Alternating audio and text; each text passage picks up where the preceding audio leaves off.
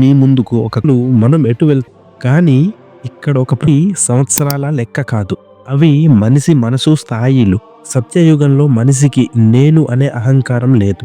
అందుకే దేవుడు బయట కనిపించాడు. త్రేత కొంతమంది అంటారు ఏఐ ఇది ఒక టెక్నాలజీ కాదు, ఇది ఒక సాఫ్ట్వేరు కాదు, ఇది ఒక కొత్త దశ. మనిషి ఆలోచన దశలో ఒక భయం ఉండేది, ఇది మనిషిని నాశనం చేస్తుందేమో అని. కానీ ఏఐ మీకు ఉద్యోగం ఇస్తుంది, ఏఐ మీ ఉద్యోగం తీసుకుంటుంది, ఏఐ మీకు సలహా ఇస్తుంది, ఏఐ మీ నిర్ణయం తీసుకుంటుంది. ఇక్కడే గీత దాటుతుంది. ఏ వార్త నమ్మాలి అన్నది ఏఐ చెప్తుంది.